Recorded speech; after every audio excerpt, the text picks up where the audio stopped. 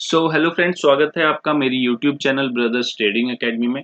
तो आज हम लोग जो बात करने वाले हैं वो हम बात करने वाले हैं टाइप्स ऑफ ऑर्डर से रिलेटेड। यानी कि मुझे अगर कोई भी पर्टिकुलर स्टॉक बाय या सेल करना है तो मुझे किस किस टाइप के ऑर्डर्स की जानकारी होनी चाहिए और मैं किस किस टाइप का ऑर्डर उसके लिए प्लेस कर सकता हूँ।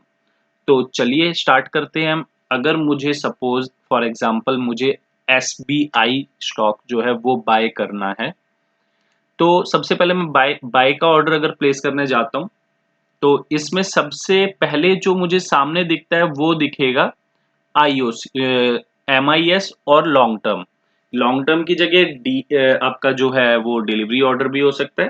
तो सबसे पहले हम इंटरडे की बात करते हैं यानी कि एमआईएस।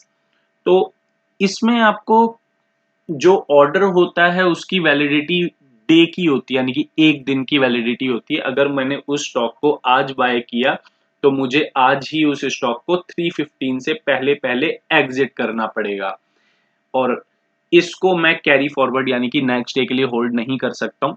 इसके कुछ बेनिफिट्स भी होते हैं। बेनिफिट्स ये होते हैं कि मैं इसमें एक स्टॉक के प्राइस में 10 स्टॉक बाय कर सकता हूँ, यानी कि मुझे 10 टाइम्स का मार्जिन मेरे ब्रोकर की साइड से मिलता है अगर मैं इंट्राडे ऑर्डर बाय करता हूँ। यानी कि मुझे आज लेकर के अगर आज ही उस स्टॉक को निकालना है, यानी कि सपोज मैं 425 पे कोई स्टॉक बाय कर रहा हूँ इंट्राडे वैलिडिटी पे और मेरा टारगेट निकल के आ रहा है कि इंट्राडे में वो स्टॉक 425 से 430 तक चला जाएगा, यानी कि ₹5 का प्रॉफिट मुझे अगर इसमें होने वाला है तो मैं इंट्राडे के लिए बाय करता हूँ उस चीज को और मैं ज्यादा क्वांटिटी में उसमें कम अमाउंट में बाय कर सकता हूँ और उसको सेम डे सेल कर सकता हूँ।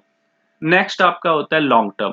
लॉन्ग टर्म यानी कि उस स्टॉक को मैं बाय कर रहा हूँ और मैं उसको डिलीवरी में 1 दिन, 2 दिन, 2 साल, 3 साल कितने भी टाइम के लिए होल्ड कर सकता हूँ। इसके लिए मुझे पूरा कंप्लीट अमाउंट, सपोज ₹425 पे अगर एसबीआई का शेयर चल रहा है तो मुझे पर्टिकुलर उस स्टॉक का पूरा अमाउंट मार्केट को यानी कि मेरे ब्रोकर को पे करना पड़ेगा उस चीज के लिए।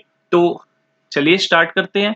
तो इंट्राडे में सबसे पहले ऑर्डर टाइप्स में अगर हम आते हैं तो आता है मार्केट ऑर्डर।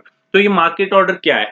मार्केट ऑर्डर यानी कि अगर मैं 100 क्वांटिटी का एक ऑर्डर लगाता हूं मार्केट ऑर्डर लगा के, तो ये मेरा जो भी मार्केट में प्राइस अभी चल रहा है, जो भी आपको मूवमेंट के अकॉर्डिंग प्राइस उस पर दिख रहा है स्टॉक पे, उस प्राइस पे आपका स्टॉक बाय हो जाएगा या आपके कंप्लीट जितने भी आपका बकेट है 10 100 स्टॉक्स का, वो आपका उसी सेम अमाउंट पे सेम प्राइस पे मार्केट प्राइस पे बाय हो जाएंगे और वो आपके पोर्टफोलियो में आ जाएंगे।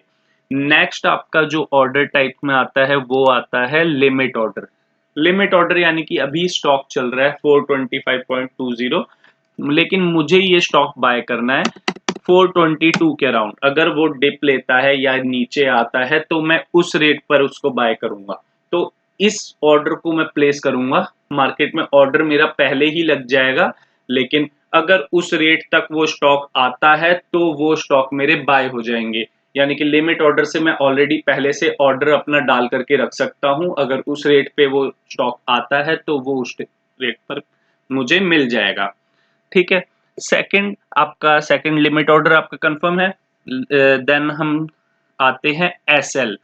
एसएल, इसको जो हम बोलते हैं स्टॉप लॉस लिमिट ऑर्डर, यानी कि कोई भी स्टॉक आपने बाय किया उसके बाद वो आपके पोर्टफोलियो में आ गया है, वहां से आपको सेल करना है या उसको आपको उस पे एक स्टॉप लॉस लगाना है। यानी कि कोई भी स्टॉक अगर आप बाय करोगे तो उस पे आपको एक पर्टिकुलर अपना लॉस डिफाइन होना चाहिए जिसको हम बोलते हैं स्टॉप लॉस।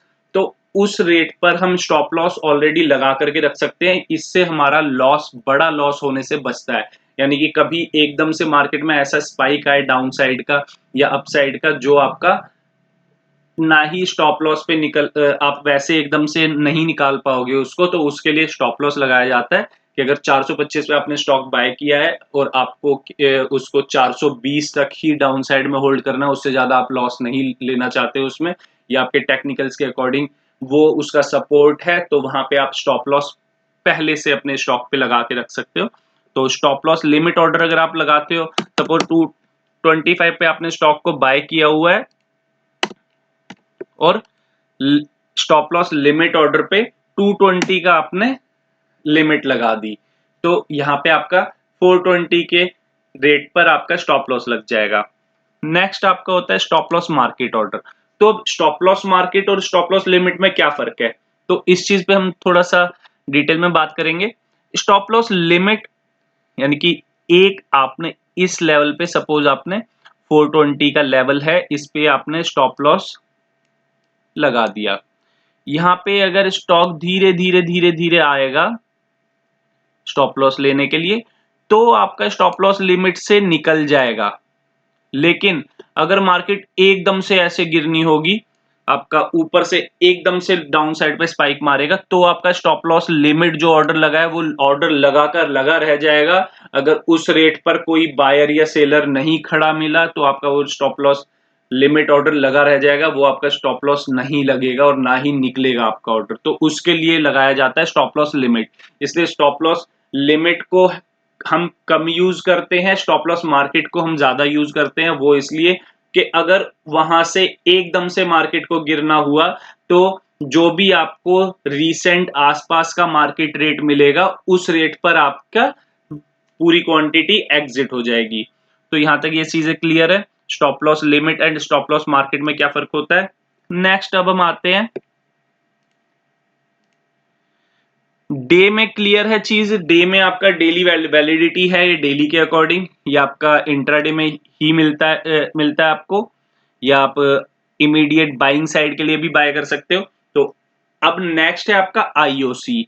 आईओसी इमीडिएट और कैंसिल, यानी कि सपोज आपने 1000 क्वांटिटी आपको बाय करनी है एसबीआई की सेम लेवल पे, तो उस लेवल पे अगर आप बाय करने जाओगे तो हो सकता है सेलर जो है, सेलर के पास उस रेट पर अगर आपने लिमिट लगा के या मार्केट लगा के आप बाय कर रहे हो सकता है एक कंप्लीट ऑर्डर यानी कि एक सेलर से ही आपको खरीदना है, तो एक सेलर के पास जितना होगा उतना आपके पास आ जाएगा और बाकी का आपकी क्वांटिटी वहां पे कैंसिल हो जाएगी। तो ये होता है इमीडिएट और कैंसिल ऑर्डर।